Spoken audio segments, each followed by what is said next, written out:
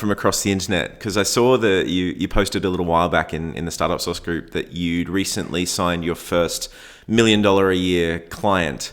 So well done. That's fantastic. But I wanted to ask you, like, that doesn't just happen by accident. So what is your secret sauce? How have you managed to build this? Yeah, good question. This was an awesome win for our company. We've been working on it for a while. I think one thing that we weren't doing early on was just referrals, asking our existing customer base. Not, a lot of people think you ask your existing customer base for, hey, can you refer me to someone else? But what about within your organization? Is there other units? Is there sister companies? Is there other locations? Is there anybody else at your company that could benefit any other teams from using this? So that's what we did. And we had a customer who was like, yeah, we actually have another location. Do you want to do our other location? Sure. And then they're like, we actually have 10 other locations. Do you want to do those too? And we just got super scrappy. We're like, this is a lot going on at one point. They're in cities that we're really not fully up and running yet, but let's make it happen.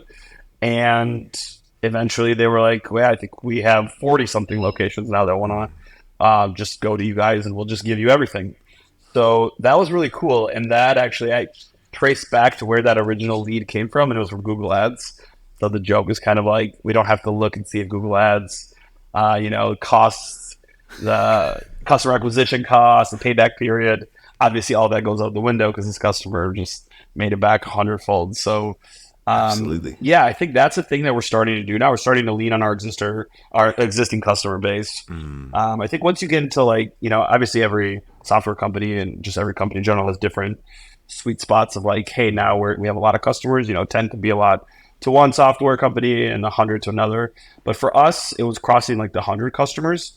Once we reached past 100, we're like, okay, now we have a base of customers that we could go and squeeze and see if they have anything else, see what we could do to them. We just started to just give basic replies like, sure, yeah, you want more business? Here you go. Best acquisition because it's free. It's just like, it was awesome. And there's this whole trust system already. They already use you. They put you in touch with someone. So I think that's our next big thing to continue to obviously use all of our marketing channels to try to grow, but also just lean in on our existing customer base to see how we can grow. Was that a phone call? Was it an email that you sent out? Like, how did you actually encourage the referrals? Yeah, it was actually one of our old sales reps. I think it was just an email. I think it was just email based, and that was it. A lot of our customers for sure have multiple locations because we service our customers basically like a facility. So a lot of our companies, people like us, like a lot of tech companies love us because there's like this tech vibe, to us. They're like, hey, this is a cleaning company. They're the ones who are going to be doing our cleaning, but everything feels different, feels more modern. And a lot of these tech companies have locations, all over the place. So I think it was just an email in that case. But yeah, we've just been talking to our companies and saying, you like us, you like our platform. What about your Texas office? What about your, Houston office? Well, Houston, Texas, sorry.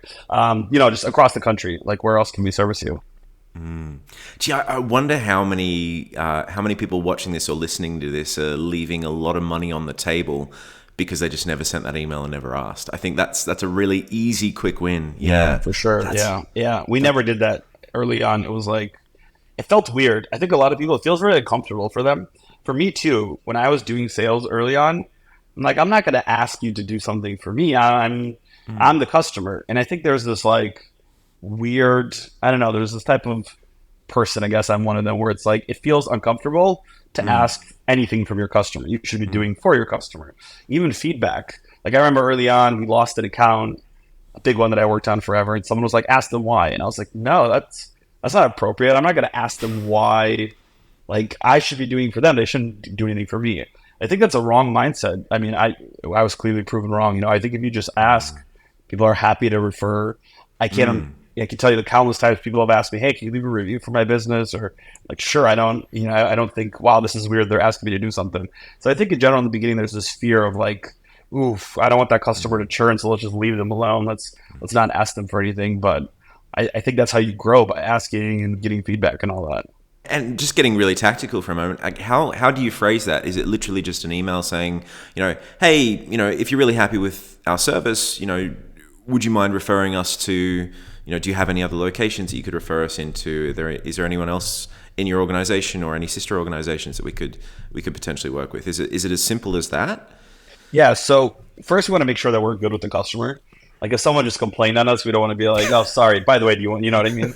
So we do it with I'd like to say, everyone's happy with us, but we want to be sure that we actually use like compliments as a way to dive into that conversation.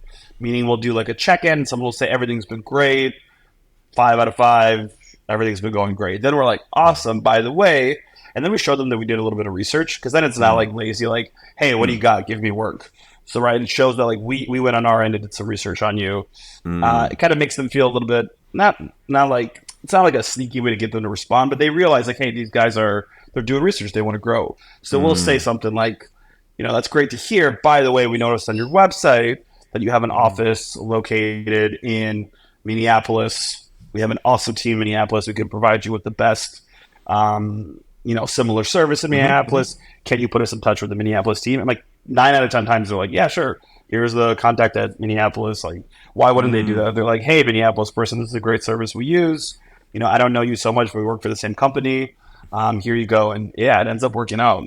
And then another angle is we try to come in as like revenue savers. So cutting expenses. So we'll say if you give us multiple locations, we'll give you a discount across the board. And now you have a company that's paying, a lot for all their locations, get a huge bundle with us and get a discount. Hey, it's Ryan here. If you liked that video, please click the like and subscribe button somewhere down there and check out the full interview right over here. Go on, click it. You know you want to.